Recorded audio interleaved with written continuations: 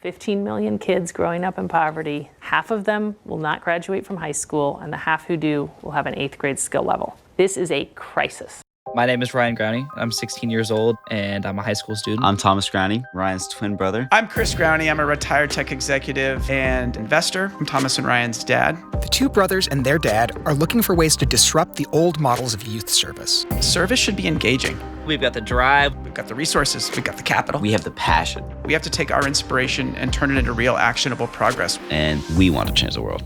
Welcome to Service Academy.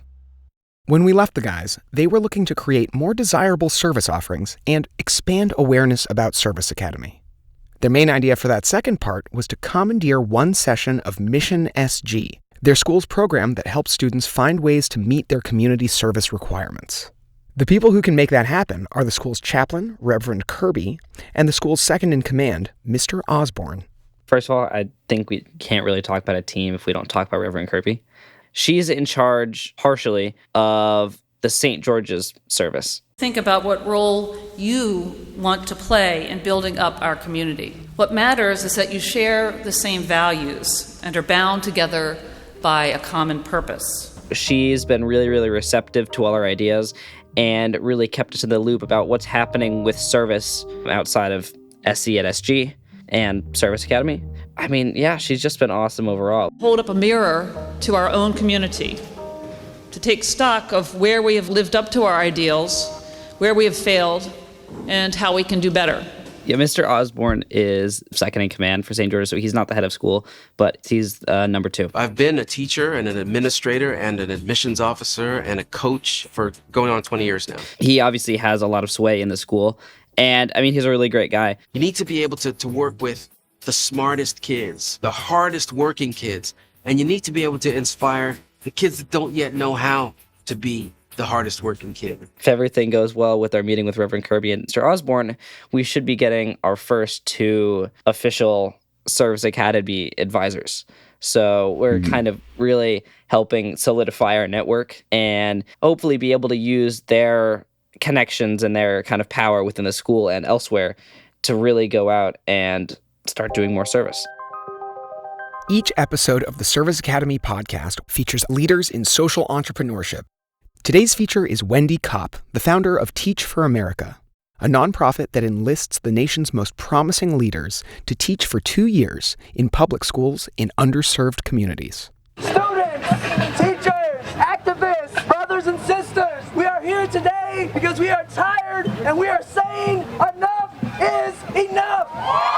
Educational inequality still plagues the United States. Children living in poverty continue to suffer. The kids should go to school and get an education wherever they live. Where kids are born still determines their educational prospects and in turn life prospects. It's a massive problem. For America's poorest public school districts, hiring good teachers can be a difficult task, which is where a program called Teach for America comes in. Teach for America is getting kudos everywhere for the incredible job it's doing in recruiting the best and the brightest of young people to come in and give part of their lives to teach in inner city schools. I'm Wendy Kopp, the founder and CEO of Teach for America. Teach for America recruits top recent college grads, young professionals, people we believe are the U.S.'s most promising future leaders, and asks them to commit 2 years to teach in high-need urban and rural communities. When she was a senior at Princeton in 1989, she wrote a senior thesis calling for a teacher corps. The more I researched, the more obsessed I became, and at the end of it all,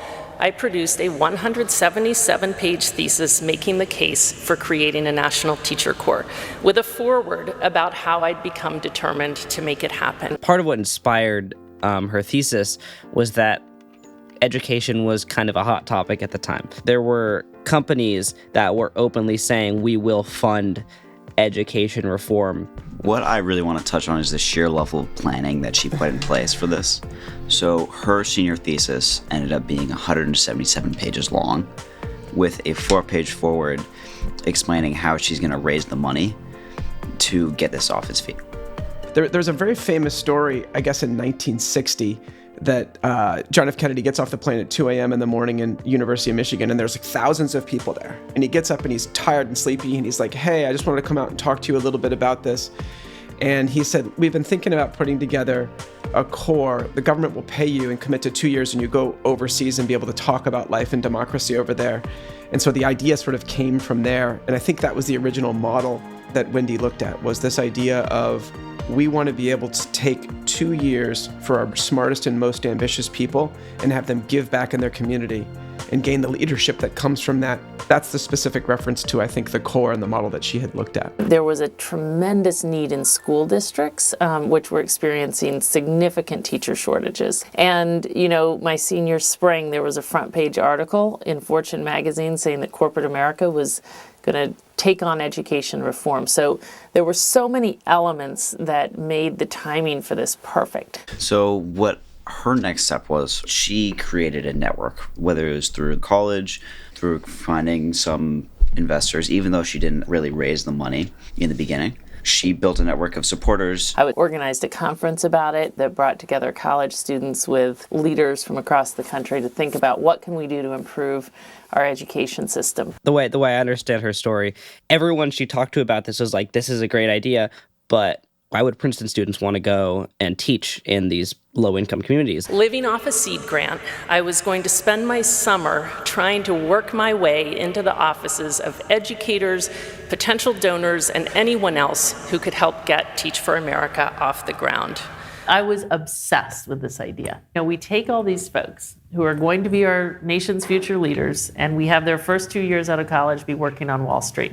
What if their first 2 years was teaching in urban and rural communities? What if every senator, what if every leading lawyer, what if every corporate CEO in this country had spent even just 2 years teaching in a low-income community? Imagine how differently we would think about, act on, invest on, and really legislate on this issue. In the world that she lived in, which was in Princeton, every investment bank, finance organization would recruit the most talented people and offer them a 2-year sort of leadership and learning opportunity. And she said, it's not fair that these financial organizations have the capital to recruit the best and brightest and take their most idealistic and passionate first couple of years. So why don't we make that available to go teach in these urban environments? I was convinced that this both had to happen and could happen, that it had to start on a significant scale right from the start. And really no one was going to talk me out of this. Like, people would tell me how crazy this was, and I would just not really hear it. Many people believed it would never work, but it has now grown into the foremost force for education reform in the country. There's the idea of, do we have kids that are in Ivy League that want to go do this, right? Are there school systems like the LA school system that would hire these people that have a degree in philosophy, for example, or in public policy from Princeton, go through an 8-week training program, and then are put inside a classroom? But obviously her magic is she was able to do all of that and get the funding to run it at the same time. The first year alone, corporations and foundations donated $2.5 million to make it possible. And there was tremendous support in the education community as well. So yeah, you mentioned the LA school district. She talked to, I think it was the superintendent of the LA school district. And then he was like, if you can get 500 Ivy League students to come do this, I would take all 500 of them. There was a definitive goal. Yeah, to prove kind of the skepticism wrong that the Princeton students wouldn't want to do it. She had like this kind of core group of 10 or so people. They paired up. They went out to college campuses and they just put flyers on their doors. They got all 500 of their applicants. She kind of was able to prove everyone wrong, that there was actually this kind of want to help out and to teach in these underprivileged school systems. Listen, she created a leadership development pipeline that had never been done before. They realized that this Teach for America system really, really helped. The graduation rates went up, the standardized testing scores went up, and overall just the kids were doing better. It's like a wake-up call. It's like, wait, this is actually working. While Teach for America made headlines from the start, it also had its critics. Public education, after all, has a lot of variables, and public policy tends to move slowly. So it's really hard to measure the impact of a single group of teachers, unless something enormous, and often tragic, forces a school system to make a drastic change all at once. When Hurricane Katrina struck New Orleans, entire neighborhoods vanished under 20 feet of water. The devastation ranks as one of America's worst natural disasters. The best thing that happened to the education system in New Orleans was Hurricane Katrina. that education system was a disaster.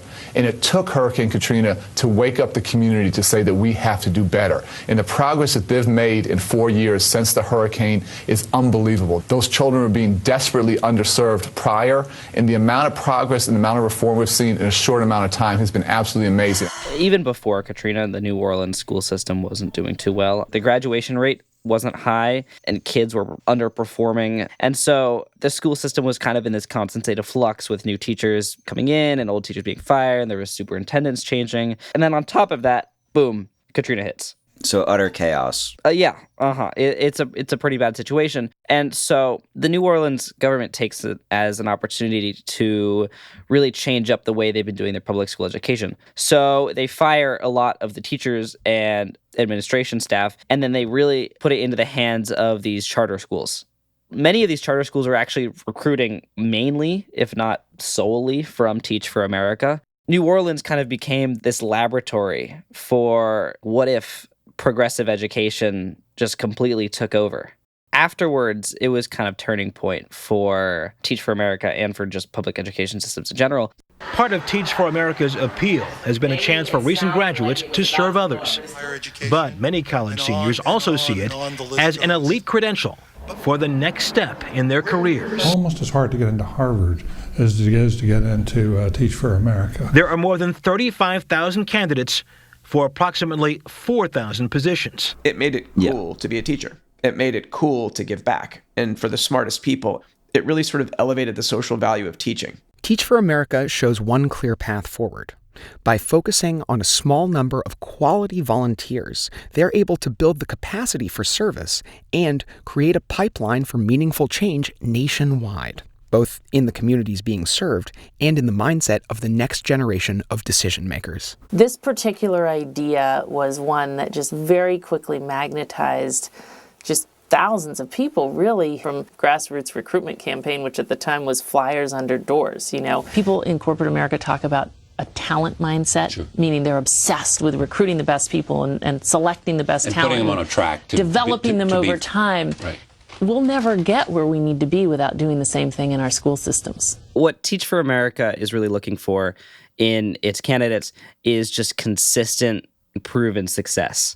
They want initiative. They want drive. They want you to try as hard as you can. Teach for America's initial goal was to get a future leader in the world. That's exactly what we're trying to do with Service Academy. We do recruit most aggressively at the most competitive colleges in the country. We've developed a predictive selection model. People who have track records of achievement across academics, extracurriculars, or work experience are more likely to be successful. So we've developed all sorts of different screens that try to identify those folks. The big idea is really to generate a growing force of leaders to affect the fundamental kind of systemic changes necessary to ultimately ensure that all kids in our country fulfill their true potential. So I think that there's two main ways that Teach for America kind of measures their success, like standardized testing, grades, satisfaction of the students. What they're also doing is they're measuring how many Teach for America alumni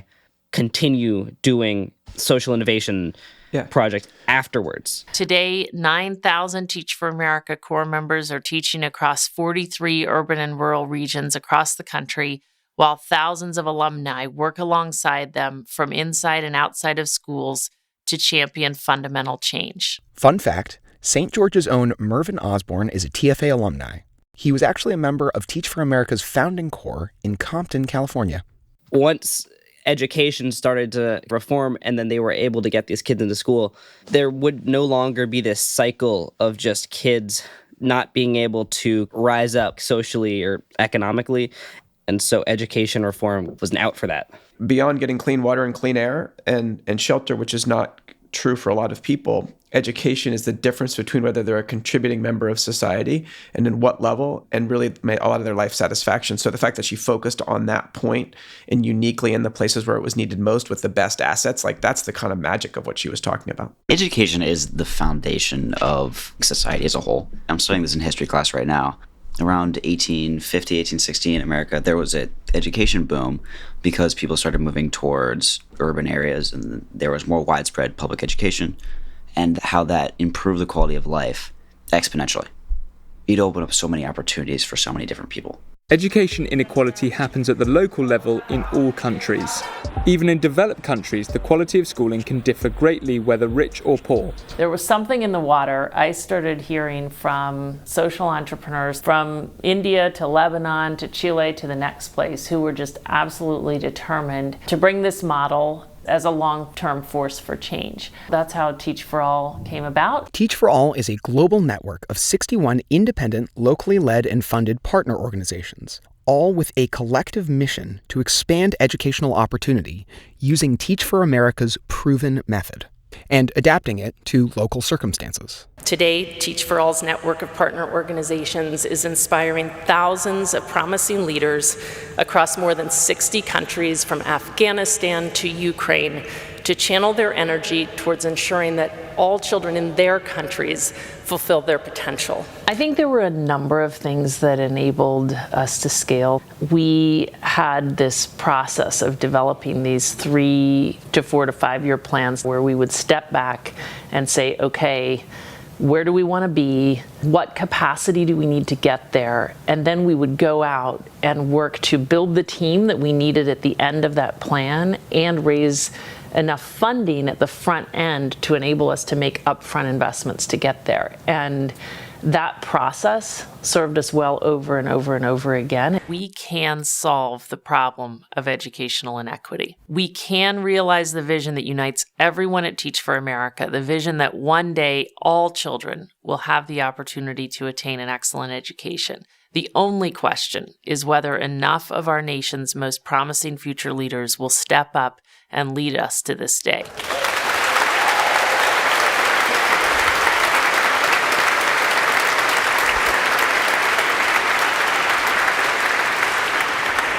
What we've learned from Teach for America is like the importance of filtering your applicants. The people that actually go out and do this, like each individual person and who they are, makes a big difference in the entire program and what people think of the program and where the program goes forward. Yeah, and measure the outcomes. Hey, someone did a 3-week service project, whether it's quantitative, did you get the mentoring you needed? Did you acquire the skills you wanted? Did you have those experiences? What was your take? She built the team for the goal. Everything about her is just planning. And that's also something we can take from her. We have our little network of the first 10 people that will help us. We'll know we're doing something if there's more people coming to us. The more people that you help, the better you're doing. Man, we have a lot of kids that are smart, capable, have time and passion and interest, and we have not given them a pathway to give back to their communities in a way that they can realize their goals. Check out our show notes for more about Teach for America and Teach for All. And please share this episode with anyone you know who might be interested in service and helping their community. This week, the Grownies are thinking about how to build processes that enable scaling. If you have any thoughts on that, they'd love to hear from you. Reach out to them at serviceacademy.org.